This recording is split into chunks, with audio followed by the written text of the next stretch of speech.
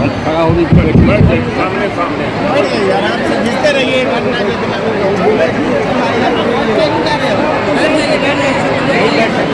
यहाँ उपस्थित माननीय मंत्री जल संसाधन विभाग श्री विजय कुमार चौधरी जी, माननीय सांसद राज्यसभा एवं जदयू के राष्ट्रीय कार्यकारी अध्यक्ष श्री संजय झा जी, बैठ के वीडियो बनेगा। माननीय सांसद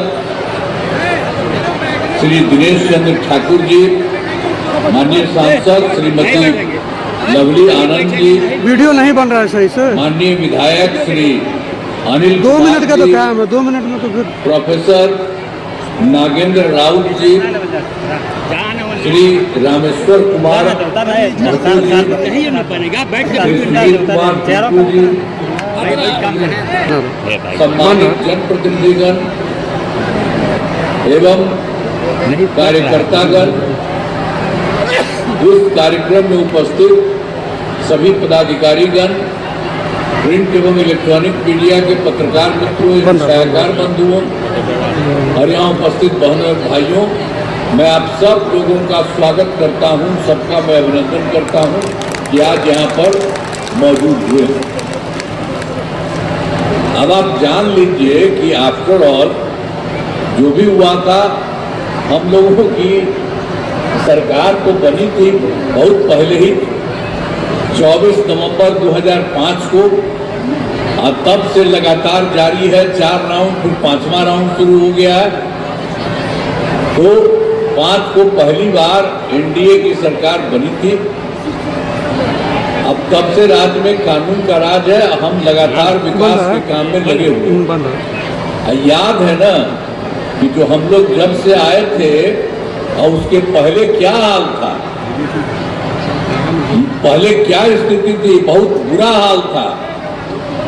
लोग शाम के बाद घर से बाहर नहीं निकलते थे। हम लोगों के पहले वाले जो लोग थे और उन लोगों को मौका मिला था, एक बार 7 बार में हट गया तो अपना पत्नी को फिर बनवा दिया।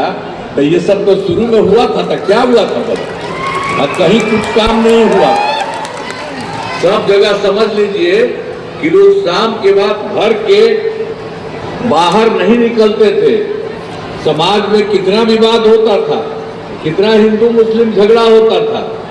पढ़ाई का क्या हाल था, बहुत कम बच्चे पढ़ते थे, बहुत कम पढ़ाई होती थी। पहले इलाज का पूरा इंतजाम नहीं था, सड़कें बहुत कम थी और जो थी उनका बुरा हाल था। और बिजली बहुत कम जगह थी। ये पहले उनका बुरा हाल था, लेकिन उसके बाद से हम लोगों ने शुरू किया तो सब जगह लोगों के हित में काम हुआ। शुरू से ही बिहार के विकास का काम हो रहा है। अब किसी प्रकार के डर एवं भय का वातावरण नहीं है। राज्य में प्रेम, भाईचारा एवं शांति का माहौल है। पहले कितना हिंदू मुस्लिम झगड़ा होता था, हम लोगों ने तो शुरू में ही कराया, उसका तो कोई उपाय पहले वाले नहीं करते थे। और उन लोगों को देखा, वो लोग जहाँ पर बेचारा लगाता था, जिसका अंतिम जिसका होता था, डेथ होता था, और उसमें उसको डालता था और उसके लिए उसको बहुत प्रॉब्लम था। तो हम लोगों ने जब आ गए तो 2006 से ही कब्रिस्तानों की घेराबंदी शुरू कर दी गई और इसको करते हुए कुछ दिनों में वो ठीक हुआ। बड़े पैमाने पर कब्रिस्तानों की घेराबंदी की जा चुकी है। अब कोई झगड़ा झंझट नहीं होता है। अब फिर एक बार हम लोग बाद में भी 2016 में भी वो देखा था हिंदू मंदिरों का। अब इन लोगों का तो आते थे घेराबंदी, तो उसमें इधर उधर कुछ कर लेता था, कुछ करने था, तो उसमें तो 60 वर्ष के पुराने थे। अब इसके लिए हम लोगों ने 2016 के बाद सबको ठीक कर दिया। सारे सबूत करते हुए पुराने हिंदू मंदिरों की घेराबंदी की गई। अब जिसमें चोरी आदि की घटनाएं अब नहीं होती है, सब ठीक हो गया। अब इसके अलावे आप जान लीजिए कि जब हम लोग शुरू में आए, जैसे ही आए तो हम लोगों ने तो शिक्षा का, स्वास्थ्य का, सबका करवाना शुरू किया। अब हम लोगों ने बड़ी संख्या में नए स्कूल खोले। नियोजित शिक्षकों के बारे हमको बराबर कह रहा था कि क्या करना देना आप लोग कर लीजिए, तो इन लोगों ने तो इसको 3,68,000 कर लिया था।